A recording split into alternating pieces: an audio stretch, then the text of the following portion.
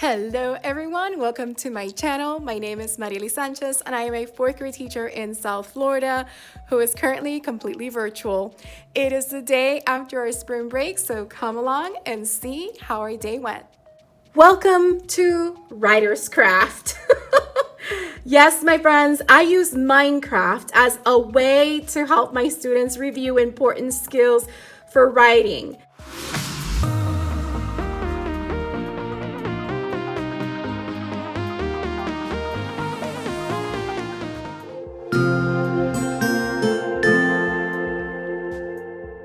So hello again, everyone. I am coming to you at the end of our school day after our Minecraft session after school. So 1 or 2 days a week, we have what we call a little Minecraft get together for those students that are able to join us.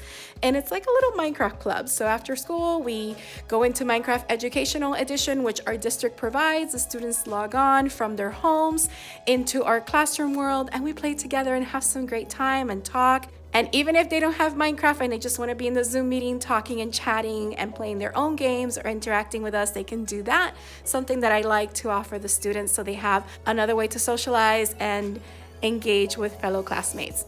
So anyway, I want to give you a rundown of how our first day back from spring break went. I like to kind of just smoothly get back into our classroom routine so that it's not a super shocking thing. So this morning, just waited for them to come in and we just chatted while everybody came in and I took attendance. And we started with Flocabulary because we start a new chapter in social studies on Florida's diverse economy. So we're talking about economics again. So this is what I showed them. So in Flocabulary, I went into the social studies and economics section. And we actually watched the needs and wants video and supply and demand, which were both part of our chapter today. And the way that I like to do these videos is before I actually show them the video, we review the vocabulary cards and we go over the definition, the sentence, we talk about it. So we do that with each of the words that are in the video here in the vocabulary cards. And then we watch the video and discuss it. You can also look at the lyrics and review it with the students, but it was a great way to get our class started. After we watched needs and wants, we went ahead and watched the supply and demand video and did the same thing. We went over the vocabulary cards. Some of these words were already from the other video, and we watched the video. It was a great way to get us going into our particular chapter. And then I went ahead and I used the lesson guide that comes with our particular chapter. We used the Teacher Created Institute, TCI, Social Studies Alive curriculum with the Florida edition. And it comes with lesson guides that I can actually edit. I can choose which slides I want to show, what text I want to change, etc. So since some of the activities we're not doing because we're virtual, I went ahead and edited the presentation. And this is what we started with this morning. So as you can see, it looks like a PowerPoint presentation and I'm able to go slide by slide. We talked about how jobs are a part of our state's economy, and we went ahead and read section 1, which is an introduction that talks about those jobs and about goods and services. And then we went ahead and went back into talking about all the keywords that we're going to be looking at in this chapter. And then after that, we went ahead and looked at these jobs specifically, what there were. And then we also looked at how some jobs are connected and they're related in different ways, such as farmers who need truck drivers to deliver their goods to grocers so that consumers can purchase those products. And then we also looked at other ways that jobs were related as well. Then we went into reading section 2 and 3. So section 2 talked about the basics of economics so that we can go ahead and review that. I like how the online textbook has the highlighting of the main ideas possible so that they can look at what were the main key points and what are the 3 basic questions of economics. And we also read section 3, which is understanding markets and knowing how markets are related to economists. And we made the comparison because you may think of a food market, but for economists, a market is anywhere buyers and sellers trade things. So after we finished with that, we went ahead and I gave the students a little like exit ticket assignment, just questions about these particular two sections so that I can assess their understanding. So I took them to Microsoft Teams. And in Microsoft Teams, I created an assignment which is in a quiz form so that they can go ahead and complete it. So here is our social studies team right there. And over here we have, I went ahead and I put those two sections here so that they can go back and reread to make sure they understood. And here is the assignment, which I'll show you right now. So this is the description of the assignment, and then they just click on this and it'll open up the Microsoft form so that they can answer those questions that were related to those two little sections. And I like to provide the text for those sections in our Microsoft Teams so that students who probably were not able to hear or follow along with the lesson, because sometimes they have internet trouble, they can have access to that text so they can do well on the assignment. So then it was time for them to go to art, and after art we had math. So today in math we were reviewing area and perimeter, which is what we left off before spring break, and we actually were using an Engage New York lesson that our district asked us to use as a supplemental. So we're using the Engage New York grade 4 Module 3, Topic A, Lesson 1. I always have to kind of like check to make sure that I am getting the right one. And this is what it looked like. Anyone can access the Engage New York lessons, and basically they just give you a rundown of fluency practice, followed by some concept development, and then it goes into different problems that we can practice, and we can debrief with the students, and they have an exit ticket. So here's the problem set, as well as the exit ticket and homework if I wanted to do that for them. But what I ended up doing was creating another Microsoft form with 10 problems so that they can find the area and perimeter of different rectangles.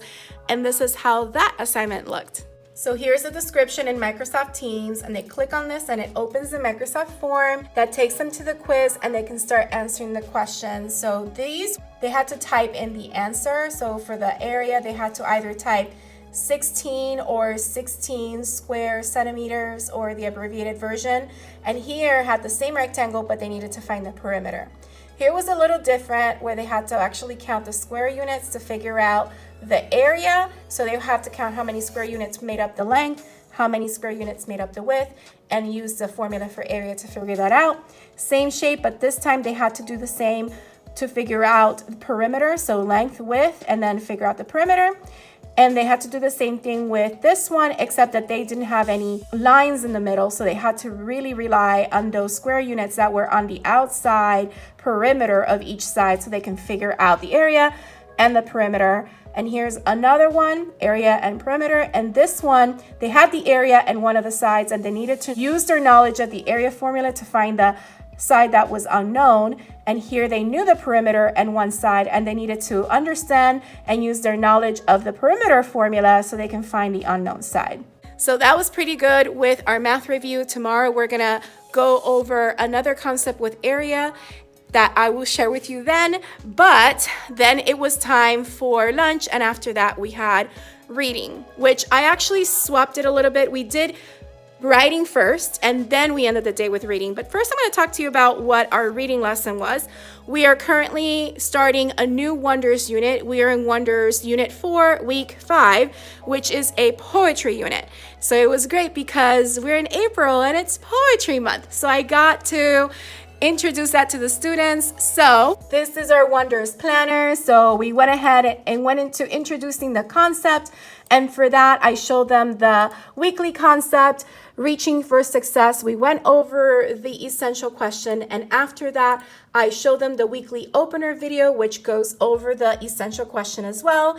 And we also went over the building background pictures, and I like to use these whenever they are available.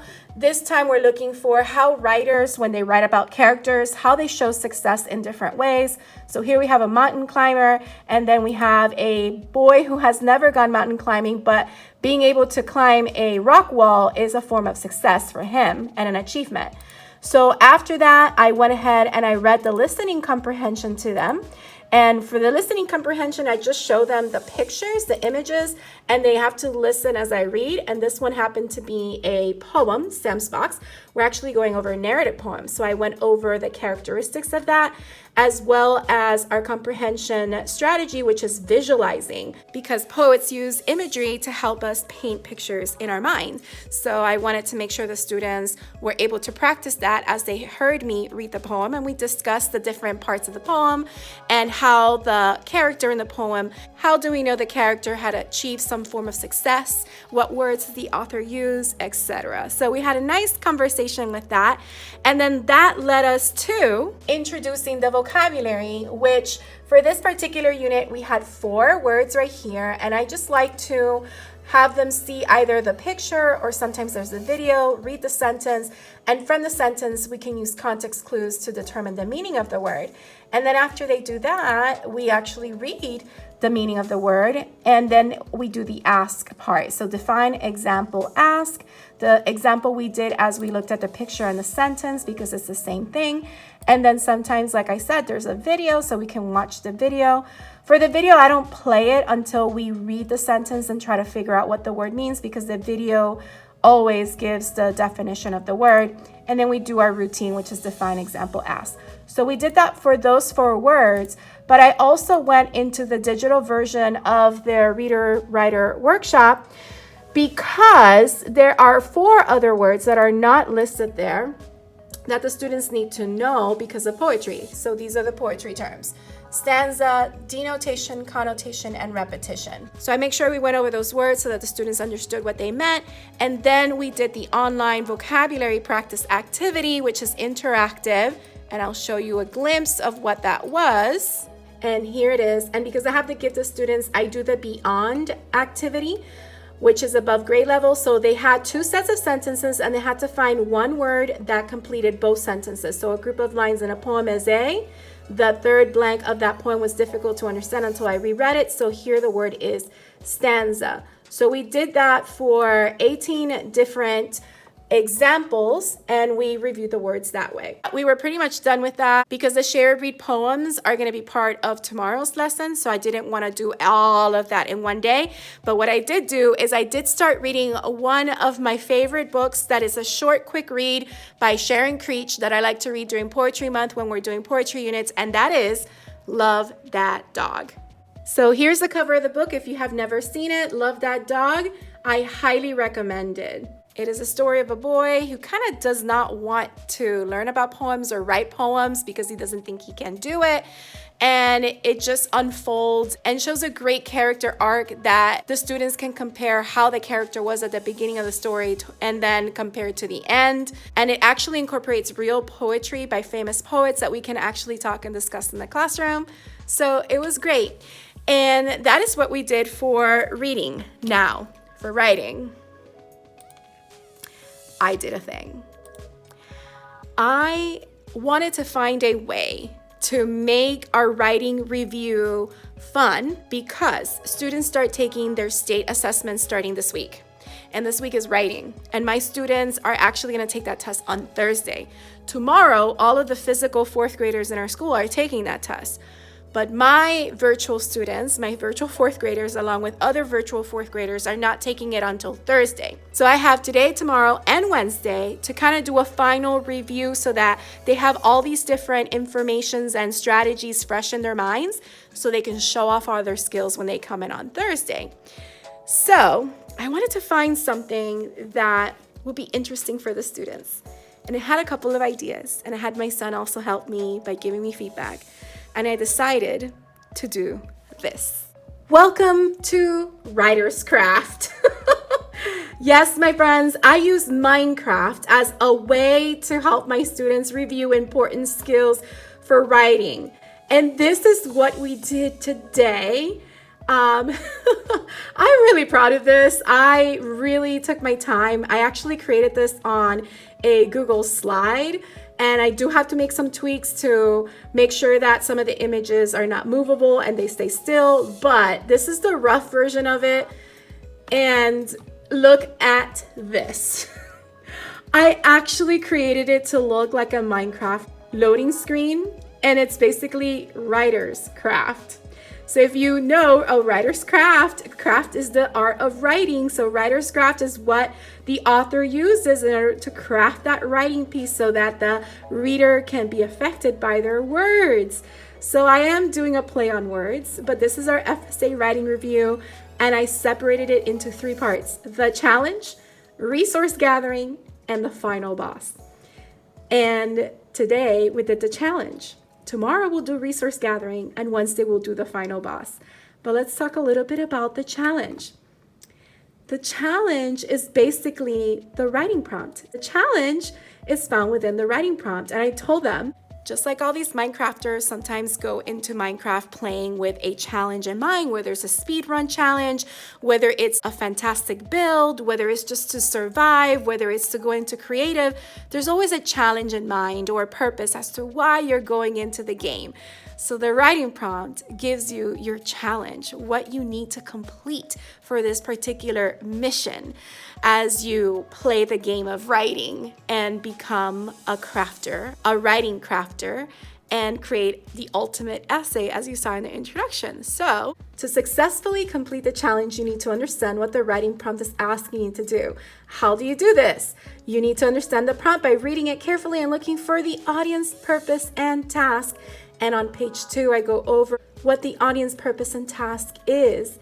Then I showed them different writing prompts, and using the annotation tools in Zoom, we were able to circle the essay keyword, underline the topic, decide if it was a 1-part or a 2-part prompt, and then find the audience, purpose, and the task. So for this one, this is an informative essay about the effects wild animals and humans have on each other when they live in the same area. And my audience is a teacher because it doesn't tell me who I'm writing to. So automatically I say teacher because that lets me know I have to write formal academic writing. And then in the next example, here we have an audience. It's the school newspaper. And here we're writing an opinion essay about whether students in your school should switch classes for different subjects. Here is an informative essay where I need to explain who Julia Gordon-Low is and why she formed the Girl Scouts organization. So this is a 2-part prompt. And over here, this is an opinion essay where I need to give my opinion on whether or not students should be required to learn to play a musical instrument in school. And again, my audience is a teacher, and so is this one. Audience, teacher, purpose, opinion, to give my opinion, and the task is, should students be required to learn to play a musical instrument? But this is the one that we're actually going to focus for the next 3 days. Write an informative essay explaining the differences and similarities between the 2 types of eclipses seen from planet Earth. Use information from the passages in your essay. So we found the essay keyword, so informative. So I know my purpose is to inform. The audience is the teacher, and the task is connected to the topic. It's a 2-part prompt because I need to explain the differences and similarities between the 2 types of eclipses. This is an actual text set that I myself created, and I actually sell it in my TPT store. So I'll link it down below in case you're interested. So tomorrow, because today was only the challenge, today was reminding ourselves how we read the prompt because they need to understand the prompt.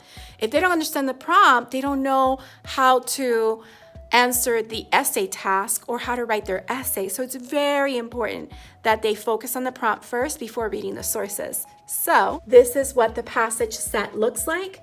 This is the cover sheet, and here is source 1, all written by me, source 2, source 3. And here is that prompt. And in the resource, I actually include a planning page, both front and back, and 3 pages of line sheets. These are my references where I got my information to write the articles, and my thank you page giving credit to all the artists and the fonts, etc.